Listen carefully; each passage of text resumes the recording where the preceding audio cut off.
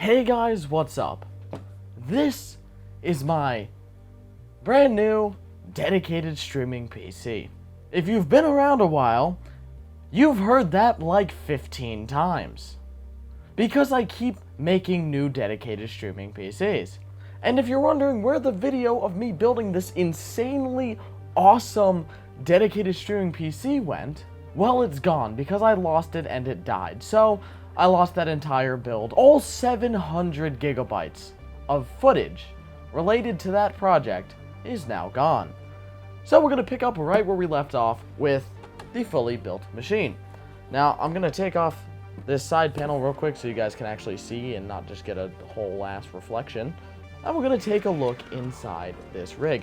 This is probably one of my most impressive, if not my most impressive dedicated streaming PC. And one of the most awesome computers I think I've ever built. It's one of my favorites. Like, when people ask me my favorite, I can never come up with this. This one definitely is one of my favorites. It's one of the smallest, actually. It actually comes in at a little bit smaller than my main rig, which is ITX. Even though this is a micro ATX chassis. Yes, this tiny little machine is micro ATX, not ITX. It's just that this case is the exact size of a micro ATX board plus an SFX PSU. Now, you can probably already tell by the cable management and the just craziness that there's a lot going on in here. Right, the power supply is already turned on because it's over here. Can't exactly turn it on. It's not back here. It's a cable.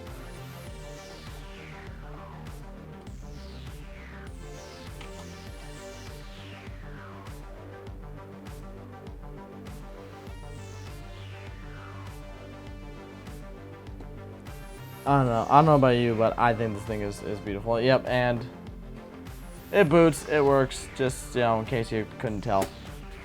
Real quick, I'll give you a rundown of what's inside this rig. The motherboard is an Aorus B450 something or other Gaming Pro Extreme 427X92 LMG locked and loaded Tachanka.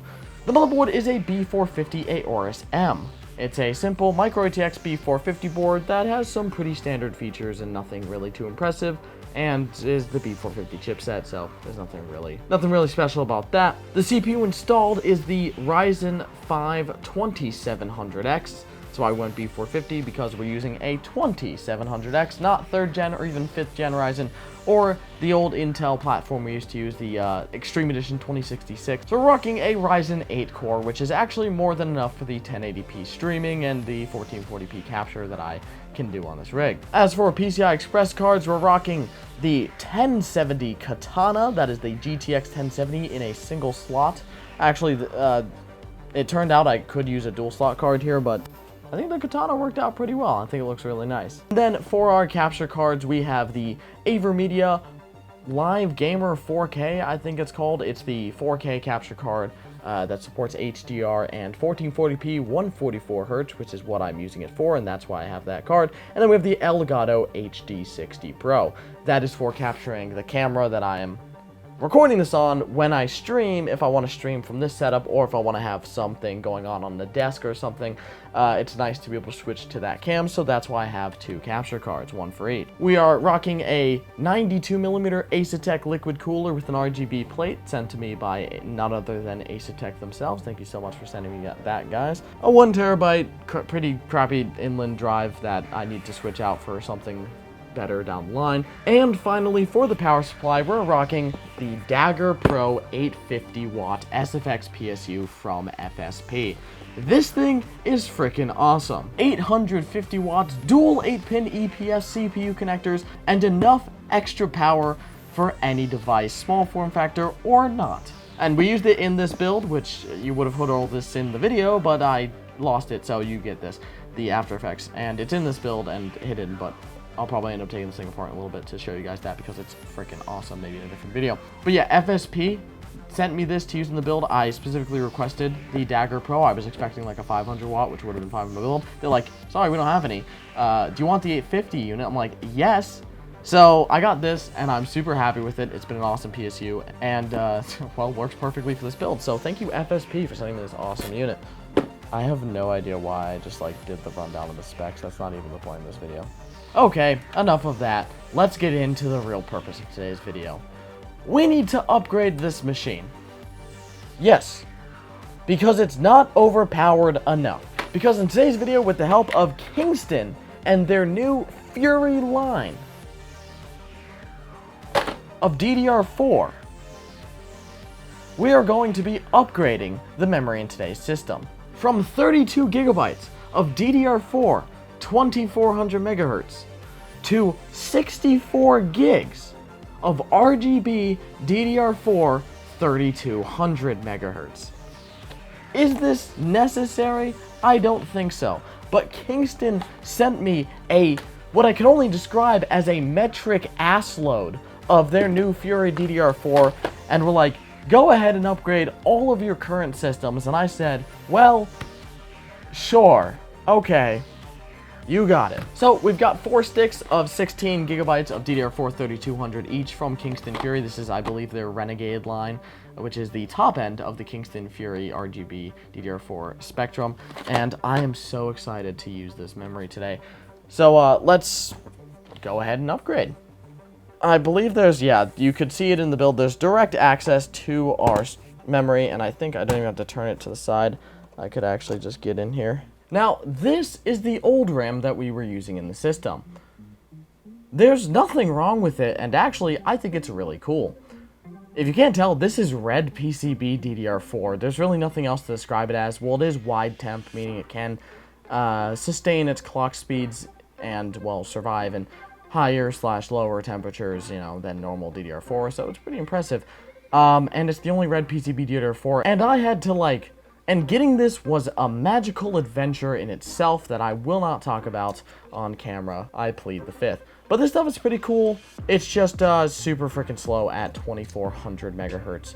But I will be using this in a different build, a different video. And it looked really cool, the red PCB, you know, on the black motherboard. But you won't know because I lost the video. And we're going to be replacing that with our Kingston Fury 3200 megahertz. Because why not? Very thick sticks. And we're just going to do a simple, let's slot in upgrade here. Wow. I cannot wait to turn this thing on because that is going to look delicious. Speaking of delicious, let's actually just turn this thing on. Make sure, of course, it still works after that. And our system is working. Let's check real quick. And that was one of the easiest upgrades I've ever done. Just a simple doubling of our RAM, thanks to Kingston Fury. I don't know what you guys can see. Here's a view. I don't know what you guys can see right now. But that is some sexy RAM. To go with our sexy CPU cooler and the rest of this beautiful build. Now, the RGB on the capture card, for anyone wondering, cannot be synced with the rest of the system. Wow, that looks good. That looks really freaking... But I think I have to say with this one, for once, I am fully satisfied with the build. I could not be happier with how this turned out. I'm a little disappointed I lost the video. Of course, the one time I'm actually happy about something, I lose the video for it. But this it's just such a beautiful build to me. And I'm happy that to quote some guy at NVIDIA, it just works. And it's super great. And thanks to FSP, Asetek, and Kingston, this build turned out amazing. So, special thanks. I don't know which one of them is going to be watching this video. Last time I said that the companies don't watch my video, I got a comment from Kingston that said, no, we watched, and so I'm on edge. But thank you. If any of them happen to be watching, that would be very nice. Now let's see if I can put this glass on the right way. With the glass on, you can't see my atrocious cable management as much. Hope you guys like reflections. Well, quite frankly, that was really it. I wanted to talk about my streaming PC since I didn't get the chance to show you guys the video of me making it, which it was unfortunate. And upgrade it with, oh, that Kingston Fury RGB DDR4 looks so freaking amazing. and I think it's going to be a lot more stable in our system here. So I hope you guys kind of enjoy this little upgrade. My next upgrade will probably be using a different fan than the brown Noctuas, maybe another black Noctua, or replacing this back fan, because I don't think this 92mm fan in the back is actually has enough static pressure. And I think that's really it. Thank you guys so much for watching. Hope you guys kind of enjoyed. Thank you so much for watching. I love you guys, and I'll see you next one. Peace.